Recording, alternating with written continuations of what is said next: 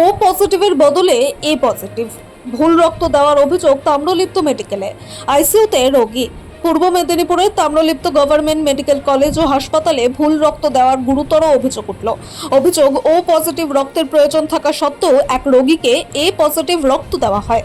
রক্ত দেওয়ার পরেই রোগীর শারীরিক অবস্থার দ্রুত অবনতি হয়। বর্তমানে তিনি হাসপাতালের আইসিইউতে চিকিৎসাধীন।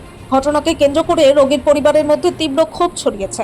হাসপাতাল কর্তৃপক্ষের কাছে লিখিত অভিযোগও দায়ের করেছেন রোগীর স্বামী। অভিযোগকারী দুলাল চন্দ্র গুড়ি পূর্ব মেদিনীপুরের ময়না থানার পূর্ব দোবান্দি গ্রামের বাসিন্দা। তার দাবি, প্রায় 20 দিন আগে স্ত্রী মিনু বর্মন গুড়ির শরীরে হিমোগ্লোবিনের মাত্রা কমে যাওয়ায় তাকে তাম্রলিপ্ত মেডিকেল কলেজ হাসপাতালে ভর্তি করা হয়েছিল। তখন চিকিৎসকের পরামর্শে ও পজিটিভ রক্ত দেওয়া হয়। চিকিৎসার পর সুস্থ হয়ে বাড়ি ফেরেন তিনি। তার আরও অভিযোগ, গত 2রা জুলাই সন্ধ্যায় ফের অসুস্থ হয়ে পড়েন তার স্ত্রী। রাত 8:30 নাগাদ তাকে একই হাসপাতালে ভর্তি করা হয়। চিকিৎসক রক্তের ব্যবস্থা করতে বললে তিনি ব্লাড ব্যাংক থেকে রক্ত এনে দেন। অভিযোগ, রোগীর ব্লাড গ্রুপ ও পজিটিভ হওয়া সত্ত্বেও তাকে এ পজিটিভ রক্ত দেওয়া হয়। রক্ত শরীরে যেতেই রোগীর তীব্র অস্বস্তি, জ্বর, যন্ত্রণা এবং শারীরিক প্রতিক্রিয়ায় কাতরাতে শুরু করেন। পরে রক্ত দেওয়া বন্ধ করে স্যালাইন ও অক্সিজেন দেওয়া হয়। পরিবারের আরও অভিযোগ, কিছুটা স্থিতিশীল হওয়ার পরও পুনরায় একই ভুল রক্ত দেওয়া হয়। এরপর রোগীর অবস্থার আরও অবনতি হয়।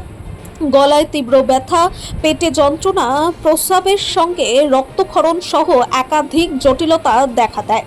পরে তাকে আইসিইউতে স্থানান্তর করা হয়। দুলাল চন্দ্র গুড়ি বলেন, প্রায় 20 দিন আগে স্ত্রীর হিমোগ্লোবিন কমে যাওয়ায় ভর্তি করেছিলাম। তখন ও পজিটিভ রক্ত দেওয়া হয়েছিল। সুস্থ হয়ে বাড়ি ফিরেছিলেন। বৃহস্পতিবার রাতে ফের অসুস্থ হলে হাসপাতালে ভর্তি করি। রাতে রক্ত দেওয়ার পর থেকেই ওর শরীর খারাপ হতে থাকে। পরের দিন সকালে ব্লাড ব্যাংকে গিয়ে দেখি এ পজিটিভ রক্ত দেওয়া হচ্ছে। তখনই জানাই আমার স্ত্রীর রক্তের গ্রুপ ও পজিটিভ।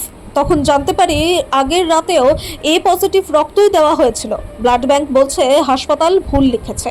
হাসপাতাল বলছে ব্লাড ব্যাংকের ভুল।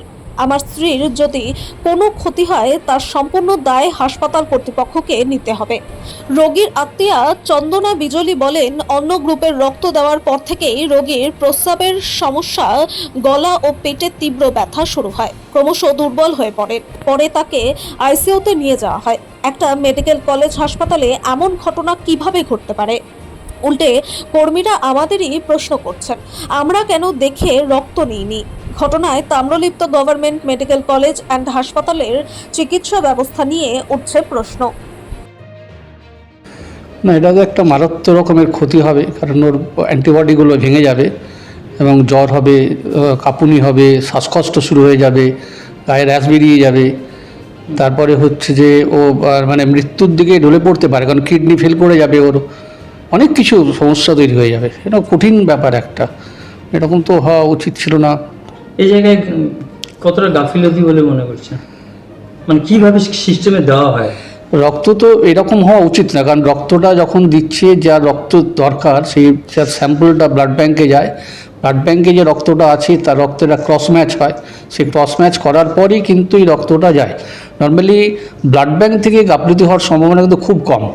এইটা নর্মালি যেখানে রক্ত চালাচ্ছে সেইখানে যদি না দেখে চালায়, কারণ সেখানে ক্রস ম্যাচ স্লিপ দেয় ব্লাড ব্যাংক, যেখানে লেখা থাকে যে যার রক্তটা নিচ্ছে তার সঙ্গে ওই গ্রুপ ম্যাচ করেছে। নর্মালি ব্লাড ব্যাংক থেকে এটা হওয়ার সম্ভাবনা খুব কম। এটা কিন্তু যেখানে রক্ত ট্রান্সফিউশন হয়েছে তাদের কোনো গাফলতির জন্য হয়েছে কিনা আমি জানি না, কিন্তু এটা মারাত্মক একটা ঘটনা এবং এটা মারাত্মক ক্ষতি করবে এই রোগীর। আপনার নাম? আমার নাম সুখদেব চট্টোপাধ্যায়, সম্পাদক Tamluk voluntary blood donors association. তুমি এবার হিমোগ্লোবিন টেস্ট করবো কি তুমি থ্যালাসেমিয়া করে কিছু তো বলে দিবে, তারপর যদি কোনো কিছু অসুবিধা আমাদের কাছে আসবে। সে কথা কিছুই বলেনি, এমনি রিপোর্ট ধরিয়ে দিল আর রুগীকে ছেড়েই দিল। আর সে তো আমার ভাই, তো সব কিছু জানে না। সে তার কি বললো সে তার ঘরে জানে, রুগী তাহলে সুস্থ আছে এই বলেই সে ছেড়েই দিয়েছে, ঘরেই আছে, রুগীকে ঘরে রাখছে। সে তো জানেনি যে টেস্ট করতে হবে, সেটা জানেই।